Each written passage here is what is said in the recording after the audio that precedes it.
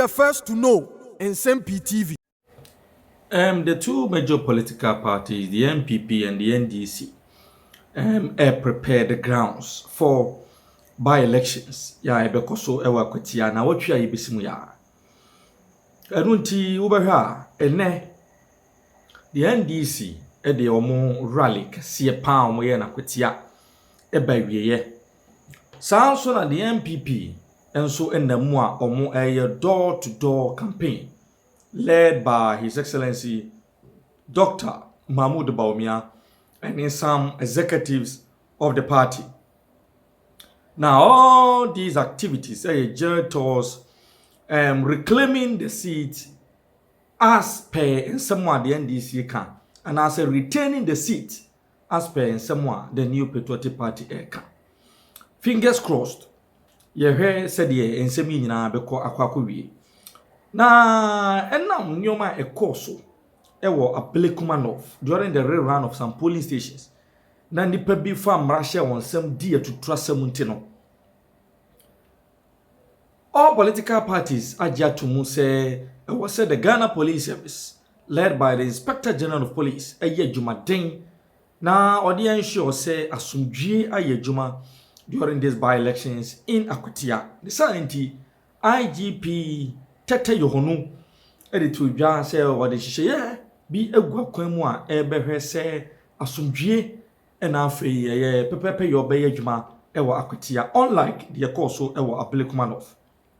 Kwamba for ya do na friend Abronye, the Bruno regional chairman of the NPP. And in some kakra betu just on the one trusted the IGP. Now Intela actually say the NPP needs to protect itself and not rely on someone, the Ghana Police Service led by the IGP Ekeka. Anymore, Salam Mustafa, and in Sambia betu just say, and komodia a course between the political parties and the Ghana Police Service.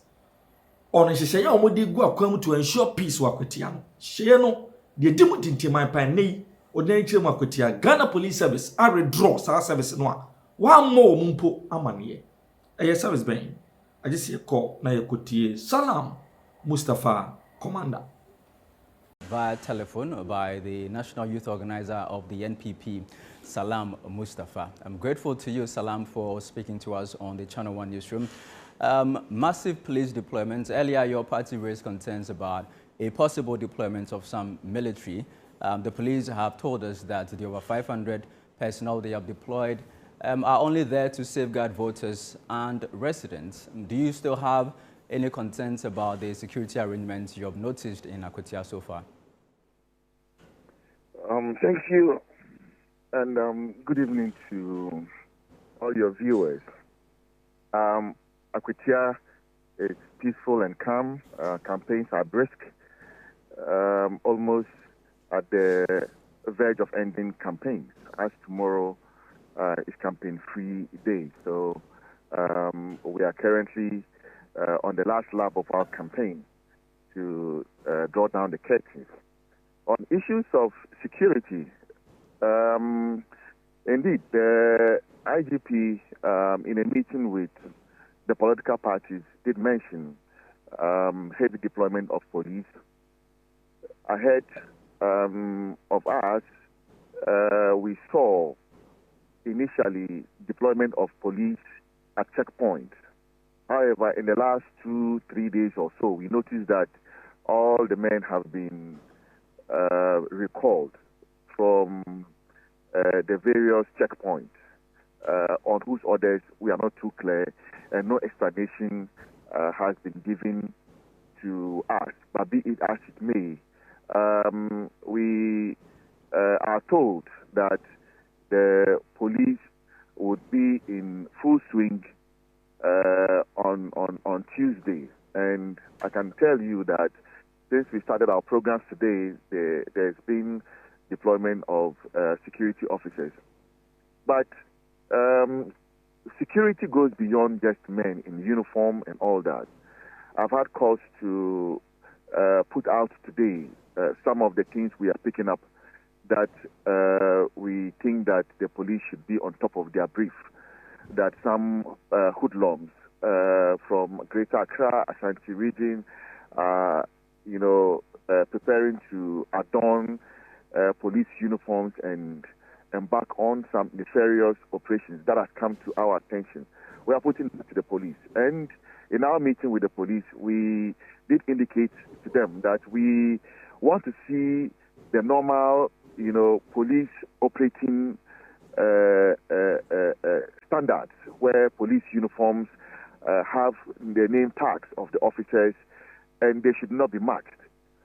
So on Tuesday, any marked officer we see, we will count the person as not a professional and a proper police person, because there should not be any marked officer as far as deployment is concerned. So we cannot get to polling stations and see marked people in some uniforms that we cannot identify who they are. We want to know who ever is deployed, and that we have put before the police, authorities, that this is the standard that we know, and that it should not be out of the normal on Tuesday as well. So as we go ahead, we also are not leaving anything to chance. We are preparing briskly to ensure that we are able to ensure our own safety and security here, and also the security of all voters. And that's why we think that the police should be on top of their brief, that the peaceful society we have come to meet in Akwatia, we conclude the elections and leave here and leave behind a peaceful society that was. And this is paramount to all of us. So in order to avoid any form of trouble, any form, of misunderstanding, I think that once there is a plain, and fair, work being done that we can all see and allude to, everybody will be comforted that everything is going in the proper way that they should. But where we see that things are not being done, in the rightful manner, then we will have, issues, to raise. Election day, Tuesday, is all about security. Okay. And I think that it will be a blot on the image of the police, their reputation, that they would allow the NDC to manipulate them and allow some miscreants and hoodlums to come and misbehave, like we saw in Ayawaso, in Ablekuma North, in the recent rerun that we saw. Commander, is the NPP going into this election with its own security arrangements, or you are trusting the police? We want to trust the police. We want to, but they must earn the trust. Trust is not put on the table and sold that the police would do so and will go and buy. They must earn the trust. And the recent happenings around the police itself doesn't engender trust, and that's where the problem is. If 8 people are put before a court of law that they've gone to cause mayhem in Ablekuma North, and they plead guilty and they are released on bail, we think that is a cause of concern. There's partisanship in the discharge of their activities. Also, the mode of arrest we have known the police for in the last 8 months has been Rambo style, boots towards NPP activists, but when it comes to NDC people, they are not arrested, they are treated with kids' gloves and all that. There's an imbalance, and that breeds contempt, and contempt breeds rebellion. And I hope that we don't get to a place that there's rebellion. Otherwise, the police will have a lot of work to deal with. So the police must earn our trust, because we cannot entrust our lives into their hands for them to experiment with. Right. If I come here and I am standing alone, I don't have my own personal security, trusting that the police will protect me, and I'm attacked, and the only thing the police officers can do is to stand and watch me being beaten, then there's a problem. Okay. What happened in Ablekuma North has given us, chills, and we will only trust the police when we see fairness at play, and that is they must earn it from this by-election. For now, we will take our own personal security very seriously. Okay. Commander, before you go, the election itself on Tuesday, Global Info Analytics put out a poll on Friday, and that poll puts the NDC's candidates ahead of yours. Is there panic amongst your ranks? Not at all, not at all. I mean, Musa Dankwa can do his polls for all we care. We are not sleeping here. We didn't come here to do a picnic. As we speak, you can, hear the noise in the background. We are working. And our candidate is more likable than the NDC. We are currently, as I am speaking to you, we are in the hometown of the NDC candidate, and come and see the people here and their response. This guy doesn't even talk to his own father. His own community people say he's snobbish, he's disrespectful. So they are ready to vote for the NPP person. I have gone to NDC strong areas who say that they will vote for the NPP candidate, Esumedu, because they know Kwame Esumedu is a good listener, is a good giver, is a good leader, and therefore they will vote for him. So whatever the polls, people do, they can have the polls. We will have the drought, and we are working it. We are going to work and earn every single vote. When you see, the kind of work we have done, not so much social media, but going to the voters, and talking to them and assuring that this by-election will be incident-free, there will not be violence, they should be free to come out to vote. And we know that by the grace of God, we will honor our late brother Ernest Kumi with a resounding victory. Thank you very much. Salam Mustafa is the National Youth Organizer for the... Linda Oklu, how did she become minister at all? Now the Greater Accra Regional Minister, is this woman we see here. She's called Linda Oklu. Pretty and beautiful. And the glasses she's wearing here looks very good on her. Color combination, beautiful. It looks very, very beautiful on her. My brother, my sister, but this woman here is not fit for office. Remember when she was going to be vetted, they did a shoddy job and decided to let her off the hook. We all remember her vetting. It was one of the shortest, we're told, right? And much more. It was almost like a way of pushing her out there on a silver platter, maybe because of her contributions to the party. So public office, now, is it about rewarding people for supporting us to come into power, or is it about competence? Because this woman here, there's nothing about her that shows that she's competent. Unless there are new things I am yet to discover. Her vetting was so abysmal. Every Ghanaian realized that this woman was just handed over a low-hanging fruit. Watch this. From Ghana Web. And what is the story saying? Minister fumes over use of Ewe greeting on Accra welcome signage. This is the minister. Greater Accra Regional Minister Linda Oklu. Run the story, my youth. Now, the Greater Accra Regional Minister, Linda Oklu, has expressed reservations about the use of the Ewe greeting Wezo on welcome signage in Accra, insisting that Gan culture must be duly respected on Gadangbe land. In a media interaction on August 28, 2025, the minister emphasized that Greater Accra should not be compelled to adopt greetings that do not reflect the indigenous Gan heritage. This is Greater Accra. Greater Accra is for the Gan people. I mean, how can we sit in Greater Accra and expect Wezo? Wezo is for the Voltarians. They have legitimate concerns and I will support them. Why not? She said in a follow-up social media post. Okulu reaffirmed her stance, stressing her responsibility to safeguard Ga cultural identity. It is a Gadangbe land. I am a regional minister.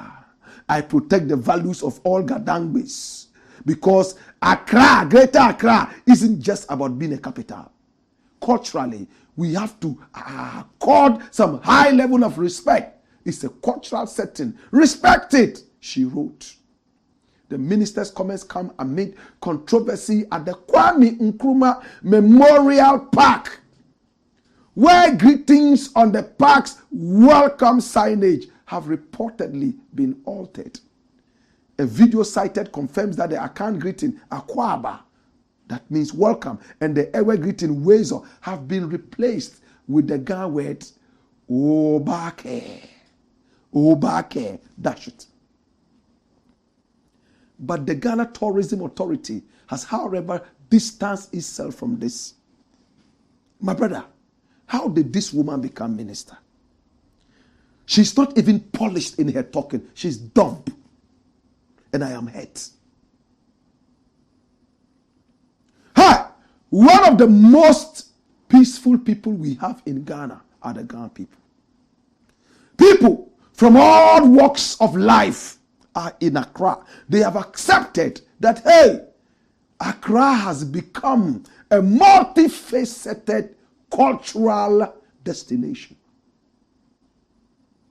My brother, my sister, there are more people from other ethnicities in Accra, more than the Gans themselves.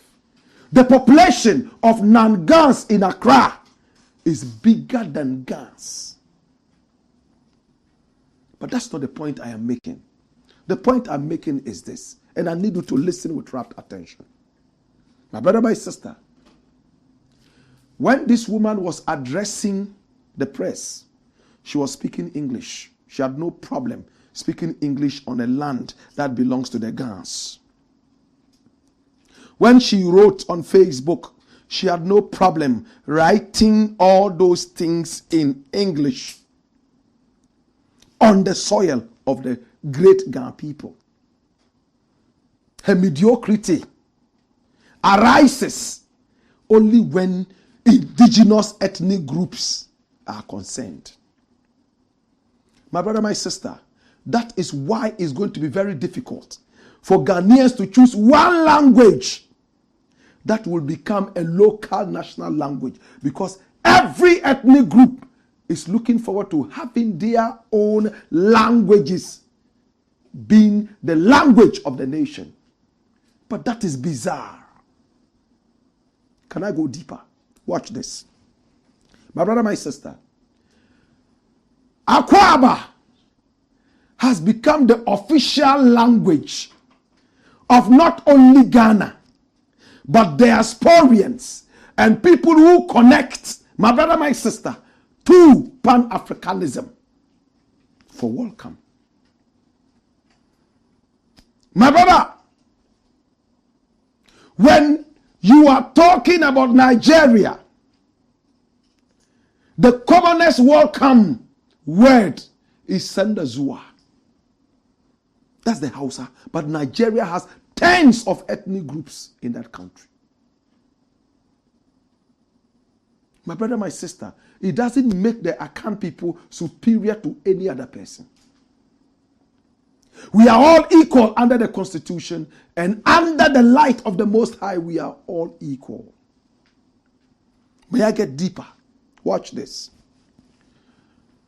Minister says, oh, we are on the land of the Gans.